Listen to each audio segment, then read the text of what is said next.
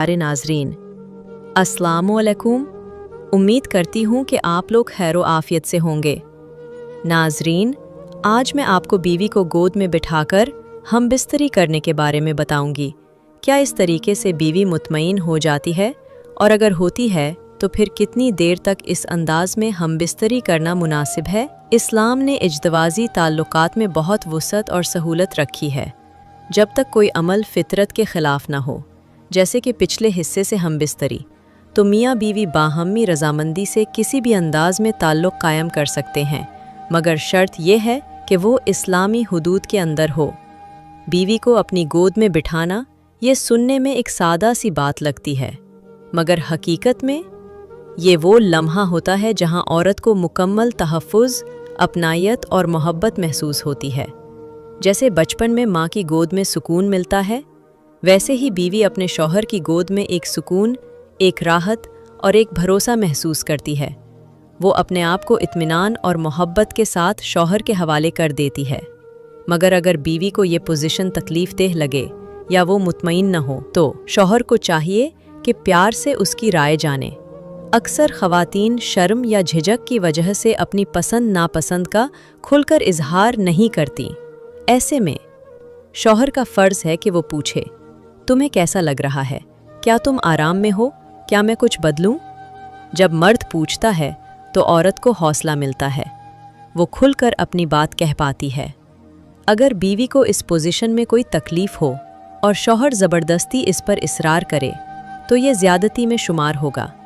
याद रखिए, ऐसा तजुर्बा औरत के जिस्म और जहन पर मनफी असरात डाल सकता है।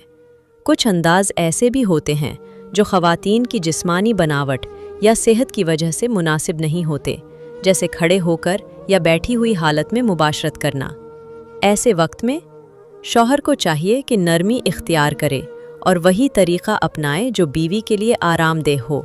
मिसाल के तौर पर बीवी को ऊपर बिठाकर हम बिस्तरी करना, या खुद उसके ऊपर आ जाना, या कैशन और तकिए का सहारा लेकर अंदाज बदलना। हम बिस्तरी के दौरान ये पूछना, क्या तुम्हें ये तरीक़ा ठीक लग रहा है? तुम्हें किस अंदाज में ज़्यादा सुकून मिलता है?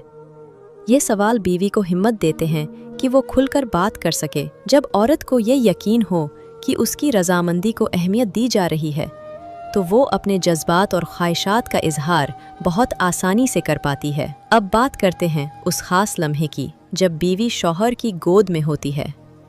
ये सिर्फ जिस्मानी नहीं, बल्कि जज्बाती हम आहंगी का भी लम्हा होता है। दोनों की आंखें एक दूसरे में दोज़ी में गुम हो जाती हैं, धड़कनें करीब आ जाती हैं, सांसें एक दूसरे में घुल जाती हैं। इस पोजीशन में चेहरे के तासुरात को पढ़ना, जज्बात को समझना और प्यार भरे बोसों का तबादला कितना हसीन मंजर होता है ना। लेकिन अगर बीवी को किसी भी मरहले पर तकलीफ हो या वो बेआरामी महसूस करे, तो फ़ौरन गोद से उतार देना चाहिए और कोई दूसरा तरीका अपनाना चाहिए।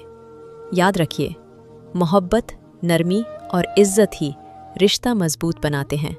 और अब सबसे अहम बात, फोरप्ले। हम बिस्तरी से पहले का ये मरहला सिर्फ जिस्मानी नहीं, बल्कि जज्बाती कुर्बत का ज़रिया होता है। बीवी को ज़हनी सुकून और जिस्मानी तैयारी देता है।